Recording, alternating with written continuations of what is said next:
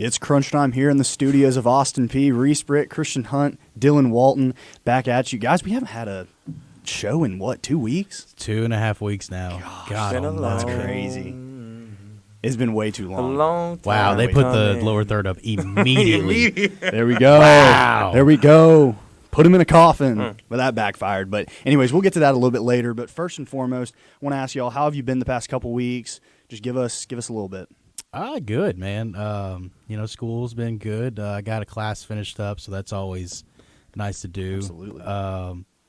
Yeah, man, it's been good. It's been a grind. Especially last week was a lot with homecoming and whatnot. You know, we had the Halloween concert we did as well. But other than that, it's been good, man. It's been good. Well, that was 2 weeks ago. Last week we basically got the week off, which is why we didn't do an episode last week. So that was pretty nice. I was about to say, that's got to be nice for you. What about you, Dylan? Man, life been good, man. Been busy, job interviews, trying to, get ready for May.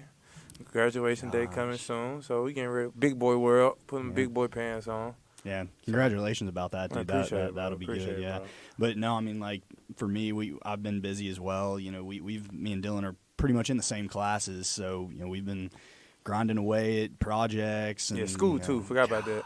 It's been crazy, but that's nor here nor there. But it's good to be back with you guys as always. But let's get to what everybody's really listening to this for. Austin Peay versus EKU. Last weekend, Govs went on the road, got a great win, huge win. It was basically whoever won had sole possession of first place in the UAC. Austin Peay ended up winning 33-30, but not before some fireworks towards the back end. So Austin Peay gets the road win, obviously. This is the second game that Austin Peay has won on the road in a row in OT, so that's something to note. Not finishing the job on the road. You get up. What were they up? 14 points at 1 point, 21 points or something. Yeah, it was 26. Yeah. Like middle of the fourth quarter. Excuse me. It was like 7 minutes left. They were up 14, I believe. Yeah, and they just couldn't finish the job. It was weird. It'd be like that. Yeah, no, it does. But like it was kind of the reverse of what happened a couple weeks ago, where they came back from a 21-point deficit, took it to OT, and then Trey Goodman caught that ball in the back of the end zone for the win. So, but shout out to Kenny Odom, right? Kenny Odom is he got freshman of the week for the UAC. A lot of guys getting some notoriety from the UAC, with Cam Thomas, special teams guy of the week. Riley Stevens, I think, got like punter, kicker, specialist or whatever of the week. So a lot of praise going around in that Austin Peay locker room, and for good note. I mean, this team is really good. They've won 7 straight since week 2. That's crazy. Yeah, when you go for 11 catches for 200 and something yards and 2 touchdowns. Yeah. That'll get the job done. That'll win you Offensive Player of the Week. I mean, that's insane, and it's what we've been talking about on the show for weeks now. Is just find a way to get Cam Thomas the ball. Yeah. And listen, they've got a super deep receiving core. Me and Barry Gretchen were talking about this. This is probably the deepest receiving core that we've ever seen from Austin Peay. You're telling me. And this is without Dre McCray. Like, Dre McCray, he's a great player, and we all wish he was still playing for the Govs. He's doing bigger and better things at Texas Tech, but Cam Thomas and Trey Shack and Trey Good and all this. Brennan Hawkins is coming onto the scene of late. Javon Jackson. Yeah, Javon Jackson running the ball. So it's good to finally see, especially with us losing, CJ Evans Jr. Yeah. He was a guy that would catch passes out of the backfield, do a lot of what Cam Thomas is doing right now, but it just wasn't Cam Thomas. And you get Cam Thomas the ball, and you just let him go to work, dude. You just literally let him go to work. So the Govs improved to 7-2 on the year, 4-0 in the UAC. Still have not lost in conference play since joining the conference. They joined this year. But still good to note. Austin Peay was led offensively by Mike DeLillo, going 18 for 28 for 310 yards and 4 touchdowns. That's a pretty good day. No, it's a really good day at the office. Javon Jackson, 25 carries, 120 yards. Cam Thomas, 10 catches. I gave him an extra one just for good measure. Kenny Odom, 3 catches, 49 yards and a touchdown. Trey Shack, 3 catches, 39 yards, a touchdown. A very quiet day from Trey Goodman, 1 catch, 12 yards, which is kind of weird, But, again, when you have so much depth at the receiver position, you don't have to be the guy every week. If you're going – if you have a quiet day, guess what? You have about 3 or 4 other guys that can go off for $130 and a touchdown or 2 and be just as fine. The of course, my favorite is Javon Jackson. Yeah, 120 100%. yards. That's crazy. And I think I've already done some scouting on Utah Tech, and if I think we match up really well against what they want to do defensively, scheme-wise, but I think running the football, they are a terrible run defense. Oh. If you can just run the football and pound them down up front and then take the top off, they like to play a lot of one safety sets on defense. So, that's perfect. Easy. That's what I'm saying. Easy. That's perfect for easy. allowing, the ball, basically. So they put their corners on island. So, but that all starts, up front, offensive line, getting Javon Jackson the ball. I think, this. Nobody likes to tackle Javon Jackson at 5'11", 210, 215 in the fourth quarter. That's a bowling ball. I mean, dude, nobody would want to do that, especially after three and a half quarters of already trying to tackle him.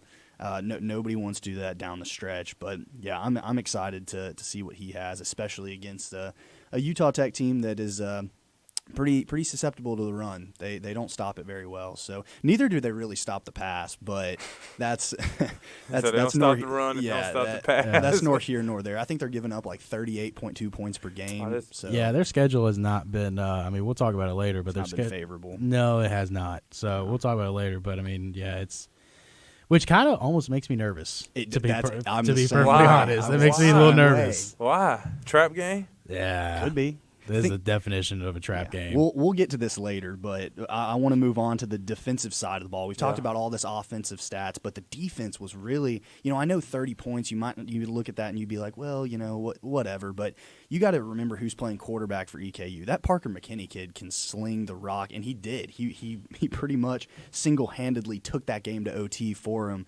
But defensively, the Govs gave up nearly 400 yards passing to Parker McKinney, but limited the Colonels to only 60 yards on the ground on 31 attempts. So the run defense is starting to come around, and I think the pass defense is trying to, but we just ran into a buzzsaw with what is Parker McKinney. He was the preseason all UAC selection at quarterback. So, I mean, there's positives and negatives to take away from that. Yeah, I mean, Dylan, you can speak to this as well, but if you're a defensive coordinator, yes, you don't like to see 400 yards through the air, but you have to love to see like less than 2 yards a carry. Yeah, no, I live with it. Yeah. Because if you run the ball, it generates everything in football. Mm-hmm. If you can't run the ball, then that's why Josh Allen is, I'm not going to get on Josh Allen, but that's why Josh Allen is struggling. No, you can go ahead. Get on. I'm not going to get on Josh Allen. That's for a different day, man. I'm tired of Josh Allen. That's for the next show. Yeah. But, so, I take that 400 yards because I have to trust us in the shootout more than anything. Because them receivers going to run, they going to catch. One thing I haven't seen them do is drop too many of those bombs. Mm-hmm. Yeah, you're right. It'd be the game they drop 15 bombs. Yeah, I was about to say. This game, they'll butterfingers out there. Yeah, but long as we run the ball and we're going to get tutties based on the air, throwing it through the air or running on the ground a pound, we're going to get points. It's just we got to get certain stops and crucial stops. It's just the concern of, again, we mentioned it, 14 points in the fourth quarter. That's bad. Essentially getting the game to overtime when we could have, put our foot on their throat, could have ended the game. It's that's the concerning part. It's like you said, we did that a couple weeks ago too. Matter of fact, we did it against North Alabama. Yeah. I mean, North Alabama. We didn't get a chance to talk about that game and how crazy. Was that last? That was Saturday. 2 weeks ago. 2 weeks ago. Yeah, that's 2 weeks ago. Yeah, and that was scary. I mean, I was calling it up in the booth on the radio station, and I was talking to the analyst, and I'm like, I mean, this is a bit concerning because at one point, at half, what was it like? We were like 30, 25, something like that. It was like 30. It was like 38. 39-18, I think was the score, I believe. Something like that, and we're like, okay, like this is going to be a blowout come the back end of this game, but they just kept scoring. Cut it to 7. Exactly, they cut it to 7. I mean, that's a scary place to be, and you almost saw it bite them again. And with last a lot week of time left on the clock too. Mm-hmm. Yeah, no doubt. But Govs were led by defensive lineman Travis Bates as he had 6 solo tackles, 2 tackles for loss, and 1 sack. That's probably the best game that I've seen Travis Bates play in a Govs uniform. He really set the edge well. He shed his blocker, made tackles when he needed to, and it was good to see him get a sack. I don't know how many sacks he's had on the year. I don't think too many. I think he's had a half sack to this point. So That takes the total up 1. I think Hosea Knifley leads them with like 4. Yeah. It's they don't get too many sacks, especially when you're running kind of a 3-man front. It kind of invites the run a little bit. But again, when you can hold teams, like you said, we got big defensive linemen though. They some real dogs. That's what you have to do.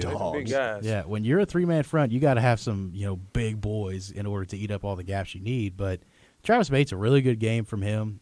6 tackles, solo tackles as a defensive lineman, which means he got no help. Making the tackles. Yeah. That comes strictly from going in and run, and I'm better than you, stronger than you, and get on the ground. Yeah. But regardless, the Govs, they keep winning. However much we want to pick and nitpick at whatever is going on in the game, as long as you have more points on the scoreboard than the other team and when the clock is 0, you're good. You won the football game, regardless of how many yards you gave up, regardless of how many points you scored. The Govs keep winning, and they've done it so far since week 2. Week 2's loss against Tennessee at Tennessee. So. Always got to find a way to throw Tennessee in the game. Okay, always got to find a way. I knew I'm not going to get on that because it was a 23-point loss. We act like we lost by 3 points, but that's beside the point. No, it's good. But Govs, interestingly enough, the Govs have a chance to win the outright UAC this week. If they win against Utah Tech and Central Arkansas loses, that's it. Austin Peay could literally lose to Central Arkansas the next week and still win the UAC. Yep. But we played them. Yeah, we played them the last week. But mathematically, it wouldn't work. It would work the way that I just described it with how it would go. But you got to win first, and we'll see what happens. It'd be crazy if the last game of the season's for the number 1 spot. Yeah. Oh, at my home goodness. too. I think there's a lot of people. I'm begging for that. I hope so too. It's Military Appreciation Week this week, so hopefully there'll be a large presence there anyway. But especially when you've got a game that legitimately means something. Mm-hmm. Because if we win this week, we'll at the very worst hold a share.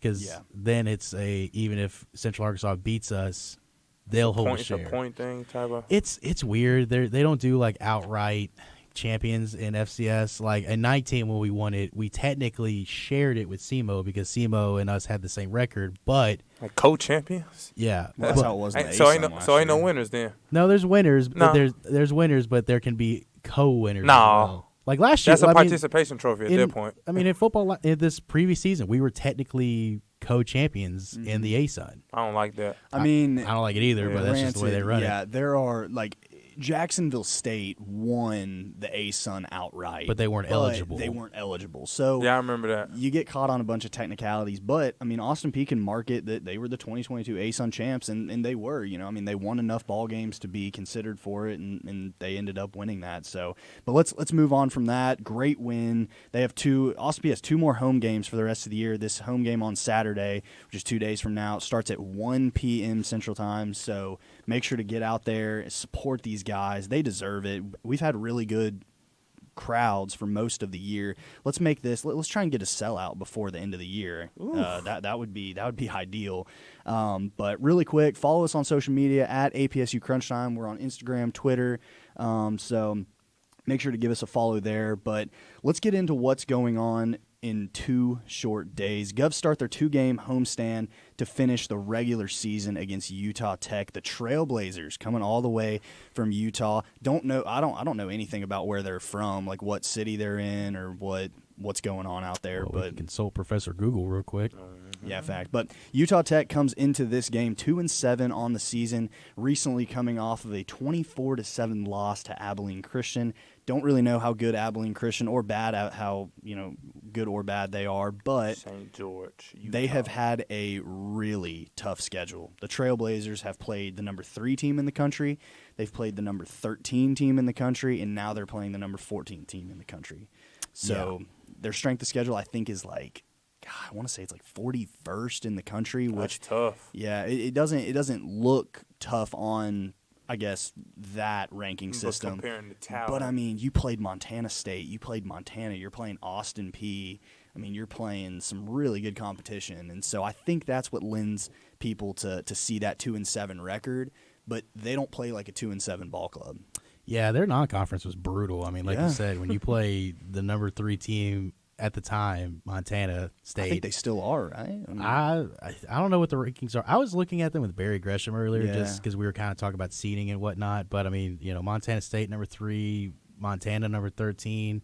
They beat Northern Arizona, but then you go Missouri State. Missouri State's good. Another really good FCS team. Yeah. Colorado State, FBS team, FBS and then you get into your UAC play. So it's not like us where, we played Southern Illinois, but we played ETSU, we played Lindenwood, we played some kind of lesser FCS teams. Yeah. No, they got slapped. Oh, yeah. By their non-conference schedule. I mean, they got screwed. From the time they kicked off their first game to Yeah. now, they have played a gauntlet week in and week out.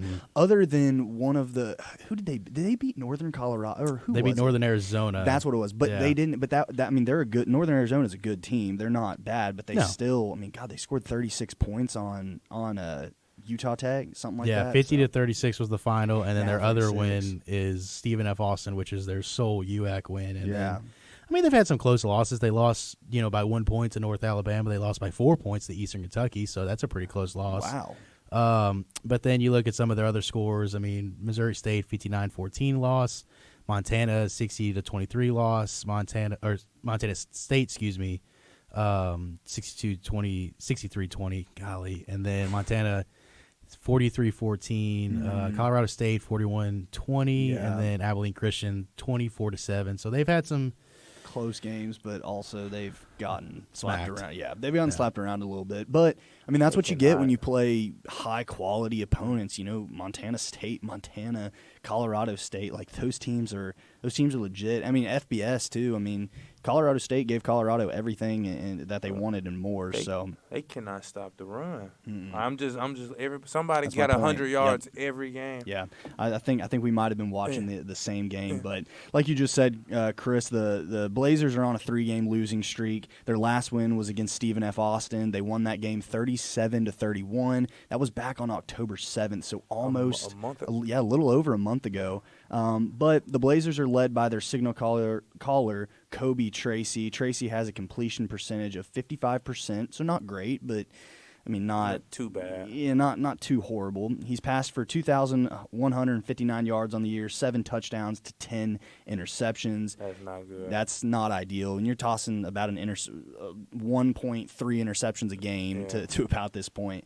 That's not ideal. So that could play into the hands of our secondary. Our secondary has not struggled, but they've struggled taking the ball away towards the back end of this stretch. So maybe that gets them back on track, something to that effect. So, but the Govs have a very winnable game on their hands here with a chance to help obviously win the conference. I think that's the biggest thing when we boil it down is that this is an opportunity to win the UAC in the first season that it that it even exists. So talk a little bit about what that would mean moving forward. That would mean you would have at least share of 3 conference championships in the last 5 years, where you didn't have one for over 30 years. It was Dynasty. It was 1977. So 40 years when the Govs won the OVC. Yeah, Yep. so over 40 years, coming up on 50 years. So you won one in 19, you won one in 22, or at least had a share of. So you'd have 3 in less than 5 years. Dynasty. We I are don't know dynasty, about guys. that. We're at 3 and 5. That's I think this would more cement how good of a coach and recruiter Scotty Walden actually is. I know 2019 with what was it, Healy, right? That was Hudspeth. Well, that was Hudspeth. So Hudspeth obviously he had his ordeal, but I think Coach Walden coming in here and establishing a culture more than just a football team has really led to what we're doing right now and what we're seeing on the football field from the Govs. But this is to extend. Govs are the hottest team in the FCS right now, which makes me super nervous. Yeah. That makes me super Can't trust nervous. us, huh? No, it's not even that you can't trust Scotty and what the guys are doing. I think the guys are playing extremely well, and I think that their confidence is at an all-time high. And I think Coach Walden is going to keep them with the tunnel vision. Like, guys, you cannot listen to the outside noise, because what did we say on our first episode when they got crushed by SIU? All the people that were on the bandwagon, right here, they jumped off. Yep. And now they're back on because they're like, oh, you got a 7-game win streak. You guys are the greatest. Yep. And now it's like you got to tone them out. Yep. Because, again, I look at this. I see a 3-game losing streak for Utah Tech. I see they're hungry. Backs are against the wall. Yep. What do they got to lose? Nothing. Yeah, they have nothing except to play spoiler. Exactly. What Austin Peay wants And that's to the do. best way to play. Because you have nothing to hold back. Yeah. And I mean, if you're Utah, like if you're our defensive coordinator, I would watch out for the kitchen sink. Like any trick play, Nah, for Literally. real. Any Field trick goals, play. punts, Exactly. kicks, all that. Yeah. whatever they Especially got, if it's close. whatever they got in the chamber, I guarantee you they're going to load it in this Yeah. game because, like you said, they get to play spoiler if they beat us because then it's like, okay, they have a chance to win the conference championship. We get to ruin that and have that going into their next season. Yeah. So one thing I want to do before we move on, give me one key to the game for Austin Peay. What's one thing we have to do to win this football game outright? No questions asked. We have to run the ball, and in my opinion, slow the game down. Okay. And I know Scotty Walden probably hears that, and he's hating it. Yeah. But trust Javon Jackson, trust the offensive line, run the ball, control the game. That way, you don't have these fourth quarter comebacks I from was just gonna say that, like yeah. North Alabama or Eastern Kentucky. Run the ball. I'm not saying you have to bleed the clock. I'm not saying you're trying to get out of the game. Nah, do what you got to do. You still want to throw the ball. You still want to hit on some of your shot plays. But when it comes down to it, run the ball, control the game. Don't get too cute, and just Controlled fear. and just pound them into submission. You Yeah. get up by 14 and you're in the second half and you're running the ball for 5 yards a pop. Keep going. Just keep going. Don't get alternate cute. backs. Alternate backs. That's before we get to you, Dylan. That was mine. Was run the ball. I think Utah Tech struggles stopping the run. We say all this, and then Utah Tech's defensive line is going to come out and play Like the extremely Eagles well, or right? something, yeah. Right. But I think you've got to run the ball. You have to be consistent in that. I think too many times we've seen Austin Peay really start out the game trying to establish the run. They do it, and then Pass the ball for a quarter and a half. Yeah, come the middle of the second quarter, they're throwing the ball every play, and they're not down on the scoreboard. They don't have to do that, but I think the offensive play calling has lended itself to that. So I think if you establish the run game, trust Javon Jackson. He's a great running back. He's only 73 yards away from being a 1,000-yard rusher on the year. Ooh. That would be the 10th, I guess, running back to get that in school history. Let's get him to 1,000 this game. Absolutely. And above. Yeah. And above. I see it happening, but That's Dylan, easy. go ahead. What's one key? I just think close the game. That's the most important. You can run the ball well. DeLillo can have 7 tutties like C.J. Stroud last weekend. But if it's a close game, you got to close it. Whether it's close or it's a big lead, you got to close the game. That's the only way we're gonna win. You know, that's the only way your food gonna stay sealed if you zip lock it up. So you gotta keep it closed, man. Yeah. So I'm not worried. I think we'll be fine. I think we'll be perfectly fine. Okay. Now, if we lose, it'll be crazy. Yeah. And think about that next. Think about against next Central week, Arkansas that next week. Think about how much at stake. that's what I'm saying. I that low would key be, want us to lose because I want that game. I Don't want say to that. maximize- Come on. Because knowing our luck, we'll lose against Utah Tech and then lose against Central Arkansas, and we literally have nothing to show for it. We don't win the UAC. We don't go to no playoffs. No playoffs because we have 4 losses. It's just like there's so much That's what I'm that saying. goes on. I want the with that. stakes at the maximum level possible. Well, then in that case, let's just get through this week. And then in UCA will probably win their game. And then the odds will be at maximum. Yeah, that's true. Then the stakes will be at maximum. yeah. because so, a playoff game. It'll be win and get in, essentially, or win and get the conference. I mean, both teams, if we win and Central Arkansas I win, was about to say. probably both get in. Yeah. It's just who has the automatic and then who hosts the playoff game. Yeah, that's what I was going to So say. we is would play it's- who first playoff game? We Depending have no on- idea. It'd be Selection Sunday. Yeah. And It would probably be UT Martin or Tennessee State or Chattanooga. Somebody 'cause close. It's regional. It's regional Yeah. for the first round, and then Lord, we'll get sent up to Montana State, or we'll go to Sacramento State. hey, over there in Montana California. State, Bozeman, beautiful place. Oh, beautiful, but cold. Cold. I love It'll the be like cold. December 3rd or whatever Yeah. at that It's point. gonna be But yeah, it's gonna be freezing. freezing. But I want to touch defensively, like for Austin Peay. I think stopping the run, because I've watched a little bit of Utah Tech already, and their quarterback, he struggles to throw the ball. We go back to his stats: 55% completion percentage, only throwing for 2,000 yards on the year, 10 interceptions. So he really struggles throwing the ball. But how they combat that is, they run the ball, they set it up. You have to stack the box with guys. Their eyes get in the backfield. Then you throw it over top of them, and that's where they get points. He can put it on a rope. I've seen a couple throws where you're like, man, that looks so pretty. Like he Yeah. can put it on a rope. It's just, can he get it there accurately is his biggest issue. Exactly. So, but we'll see. I know the game, like we just said, this week starts at 1 p.m. It'll be the first time this team comes to the state of Tennessee to play a football game. So moving time zones, you never know what happens with that. I know it affected Austin Peay going to Southern Utah a couple weeks ago. They had to make that comeback in the fourth quarter, but we'll see what happens. So everybody show out to that game, and it'll be a good one regardless. So Gov's always put on a good show. Always a show. Always a show. But let's move on to some basketball. Basketball season's finally here. A little bit concerned. I want to start with the women. A little bit concerning. A little bit to start the Lady Gov season. They ended up losing their season opener in F&M Bank Arena, 75-59 to Trevecca, a Division II team. Now Trevecca is a very, very good Division II team. That's what I'm saying. It's not to excuse what Austin Peay did, but Trevecca made it to the Sweet 16 last year in Division II. They lost to the eventual national champions, so this wasn't a slack team that they played, but it's Division II. Exactly. Yeah.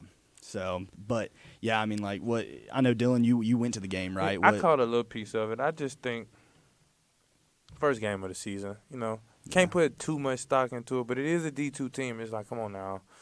Yeah, it's hard. It's hard because basketball, I think, is football. It's way more natural to overreact. Yeah, basketball, it is like hey, it's one game. Like you can get better, and you can see them get better over a course of time. But again, it's like you ain't got that many chances in football. No, you don't. I mean, you got a lot more chances in basketball, but you better get on your high horse and get it quick because the noise will get loud if you can't put together the season they did kind of last year, especially when you had so much hype going into the season. Yeah, and I do think that they'll get back on track. Trevecca, I keep saying this, but Trevecca's a good basketball team. Yeah, that's what I'm saying. They're a good team. If they played Division I in the OVC, they would have a winning record. Yeah, in all honesty, I promise. So they're a good basketball team, but that still doesn't excuse what Austin Peay did. Shamari Hale led the Govs with 15 points, so that was a bright spot on a dark night. But I mean, it was like I'm not trying to sugarcoat it. We were struggling. The women were struggling. The ball could not. They couldn't fall out of a boat and hit water. Nah, for real. Yeah. But on a brighter note, let's move on to the men's side. They had a little bit of a scare early, but they ended up getting the ship righted against Life University. They ended up winning 90-72. Jamonte Black scored 27 points. He went 9 from 21 from the 3-point range. I'm stamping it now. I tweeted it that night of the game because I went, he's the best shooter in college basketball. He's good, dude. Well, he came into the game with the best 3-point percentage out of any player in the nation, not just FCS. Because he couldn't miss in the Tennessee Tech game. I mean, that guy, he spotted up from every portion of that court and made it. He missed his first 4 against Life, and they just rimmed out, and I'm sitting there, I'm like, that first one dropped, bombs away. Mm-hmm. And from that point on. So if you said he missed his first 4, he was 9 of 21, so that's what, 9 out of 17. 17, that's so over 50. 53%, 52%. Yeah. That's crazy. Yeah. If you can, listen. He really should have shot 68% from the 3. Listen, living by the 3 and dying by the 3 is a tough way to play, but, I mean, if they keep going in, I mean, you're going to keep winning games. Yeah, and what's interesting, though, about this Governor's basketball team is I don't think they necessarily have to do that to win basketball games. I think that they can, they lack size on the interior. That's the one glaring thing that I've seen so far. But, when you're playing when you're playing in the ASUN, you're gonna face some guys that are 6'11", 7 foot, but if guys are that big, they're playing at they're playing at an Arkansas, or they're playing at an Oral Roberts, or some place where a little bigger. So I don't think size is going to be our biggest issue. I don't think so. Yeah. Then the defense, we shut off the baseline, so that way where we don't make up for height, you can't get inside because I'm trapping on the baseline every time you go down there. I believe in the height, boys. I'm not lying to you. I believe in the hype. Hey, I think we're gonna be good. We won the game of life. Yeah, okay. We won the game of life, guys. The people listening to this are not going to understand what that reference is, but I understand it crystal clear. Yep. That's all that matters. That wasn't nice. That wasn't nice of you, but that's okay. We're on to bigger and better things in life. But Desi Jones also scored 23 points. The Quinnipiac transfer. You don't hear that every day, but he went 5 for 8 from the 3-point range. So talk about a really good percentage from 3 for that guy. But yeah, I mean, I'm excited about basketball season. I know. I think we're gonna have one more show next week, and then we might, pick up with one later in the semester. But for that, I want to thank everybody for putting this on. Steve Sawyer, all the GAs, Christian, Dylan, and then Doc for letting us use the studio. It's definitely an honor to be able to do that. So for now, that's Crunch Time. Everybody show out to the game.